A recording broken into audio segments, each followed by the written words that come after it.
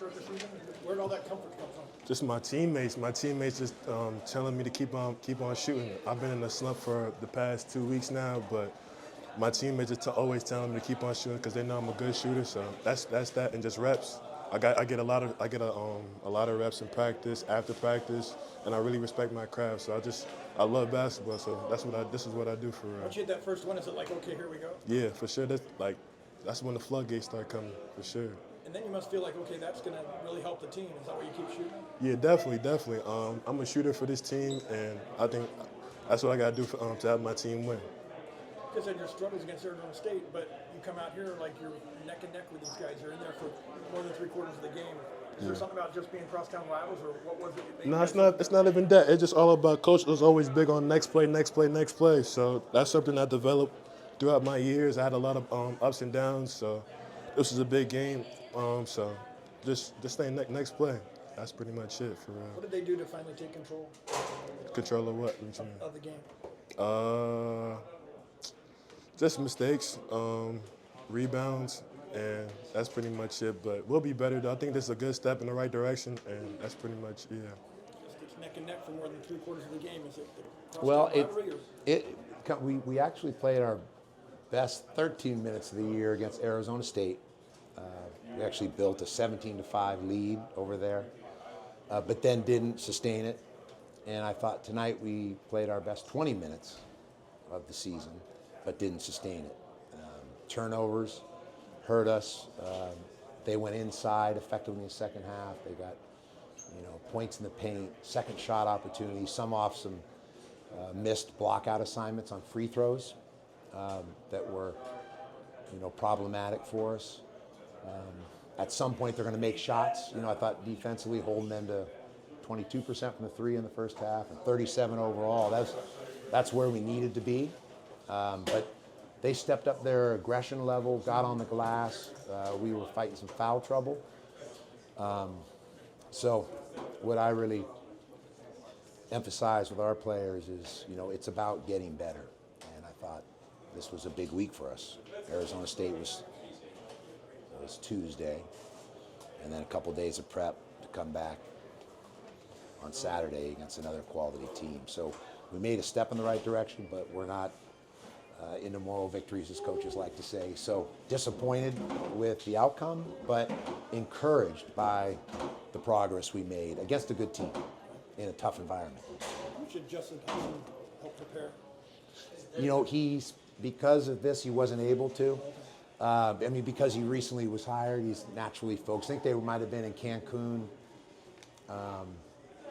last week, and then I think they played yesterday, was it? Or I forget all that.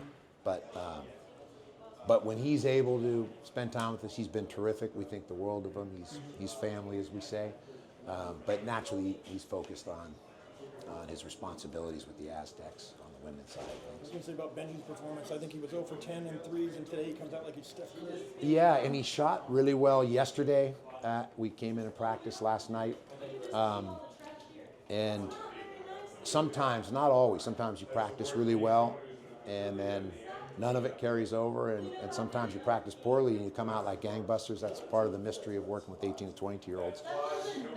But I thought he had a good week of practice, and his shot mechanics are as good as it gets. But I think he's still establishing a level of confidence and finding his rhythm. So pleased with his kind of breakthrough performance this evening. It's like he hits one and he looked very confident after that. Yeah, you could see when he keeps the only thing I emphasize them is, when he catches it, and he did it even some tonight. He'll sometimes pass up, and he's 6'8", so it's unlikely he's going to get that shot blocked very often. So it's more doing your work before the catch, being down and ready, and letting it go. And I thought on his makes he did that. But he at times, I think, is focused on the closeout so much that he'll get into pump faking and putting it on the floor and then taking a shot that's more contested than the original catch.